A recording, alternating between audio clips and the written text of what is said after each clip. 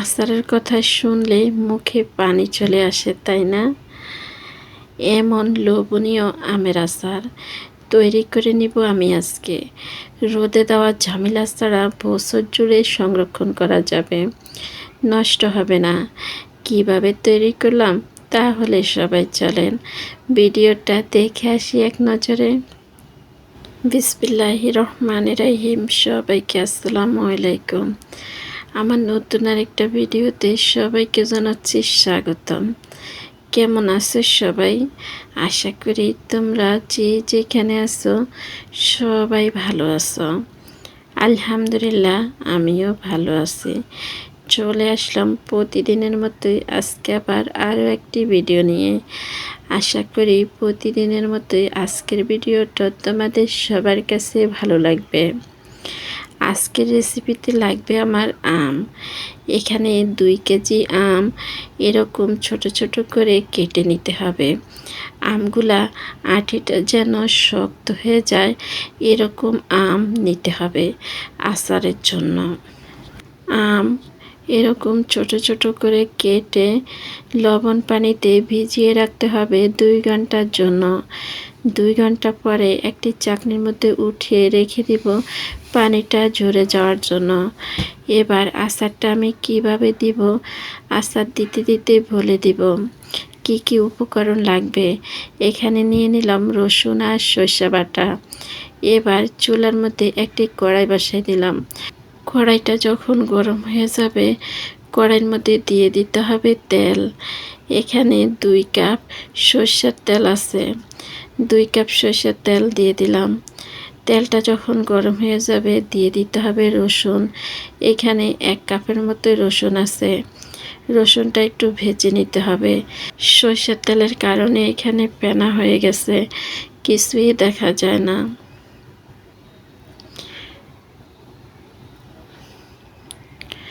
রসুনটা ভাজা হয়েছে কিনা একটু পরে এভাবে হাতার সাহায্যে তুলে দেখতে হবে। এবার দিয়ে দিতে হবে আমগুলি দিয়ে তেলের সাথে ভালো করে মিশিয়ে নিতে হবে।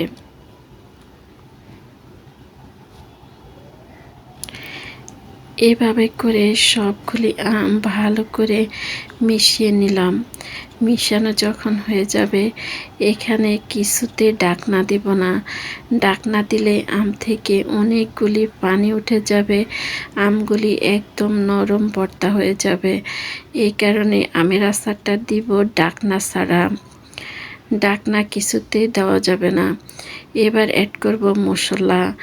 এখানে আদা বাটা আর রসুন বাটা দিয়ে দিব, হলুদের গুঁড়া, মরিচের গুঁড়া, ধনিয়া গুঁড়া আর ভাজা জিরার গুঁড়া। এবার সবগুলি মশলা আবারও আমের সাথে ভালো করে মিশিয়ে নিতে হবে। এবার দিয়ে দিতে হবে স্বাদ মতোই লবণ। লবণটা দিতে খেয়াল রাখতে হবে আমগুলি যত কেটে লবণ পানিতে ভিজিয়ে রাখলাম এই কারণে লবণটা পরিমাণ থেকেও কম দিতে হবে, যদি লাগে পরে দেওয়া যাবে। এবার দিয়ে দিব সরিষা বাটা দিয়ে ভালো করে মিশিয়ে নিতে হবে। আর প্রথমে যখন তেল গরম করব সবগুলি তেলের মধ্যে আম না দিয়ে কিছুটা তেল সরিয়ে নিব। একটি বাটির মধ্যে কিছুটা তেল তুলে রেখে দিলাম। এবার এভাবে রেখে দিব 10 থেকে 15 মিনিটের জন্য। চুলার আঁচটা এই পর্যায়ে একদম ফুল বাড়িয়ে দেওয়া আছে। 10 থেকে 15 মিনিট পরে এভাবে এসে নেড়ে ছেড়ে দিতে হবে। এবার দিয়ে দেব এরকম একটি মরিচ। কার কার পছন্দ এই মরিচটা কমেন্টে জানিয়ে যেতে পারেন। আমার তো অনেক ভালো লাগে এই বোম্বাই মরিচ দিয়ে ভাত খেতে। এবার দিয়ে দিব চিনি। এই আমটা টক ঝাল মিষ্টি হবে, তাই চিনির পরিমাণটা নিজেদের পছন্দ মতো দিতে পারেন। আচার তো আচার যদি টক টক না হয় তাহলে তো খেতে আর ভালো লাগবে না, তাই না? তাই আমের আচার তো একটু টকে হওয়া ভালো। এবার চিনি দেওয়ার পরে ভালো করে আমগুলি নেড়ে চেড়ে দিতে হবে।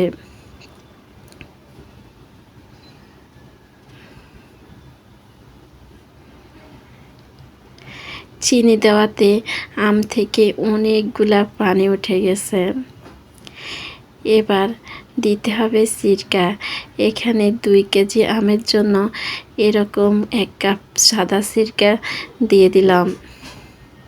সিরকা দেওয়া হয়ে গেলে আমগুলি ভালো করে নেড়ে চেড়ে দিতে হবে। আবারও আমগুলি এভাবে রেখে দিব 10 থেকে 15 মিনিটের জন্য।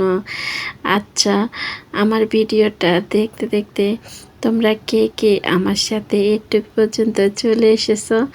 একটা লাইক দিতে কি ভুলে গেছো? তাহলে একটি লাইক দিয়ে দাও।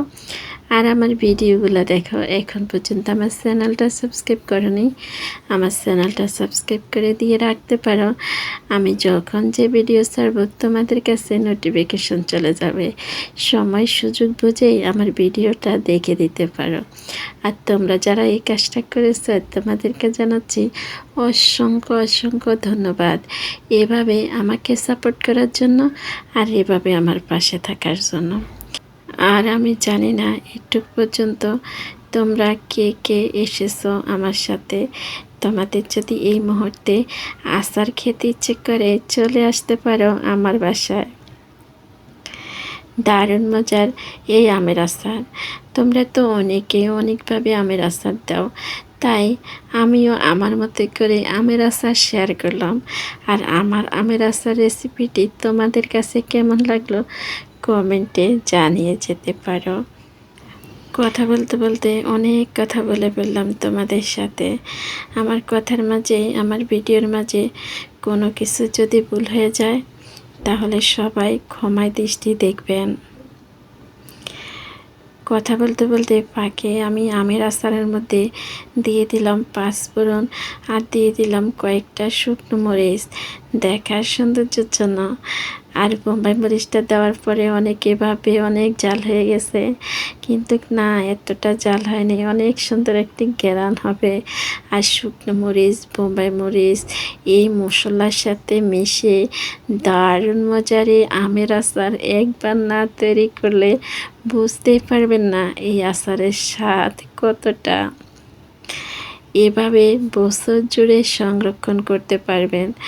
আর যাদের রোদে দেওয়ার একদমই সুযোগ নেই, কয়েকদিন পর পরে একটু গরম করে নিয়ে আবার ঠান্ডা করে একটি বয়মে রেখে দিতে পারেন। বছর জুড়ে নষ্ট হবে না আমের আচার।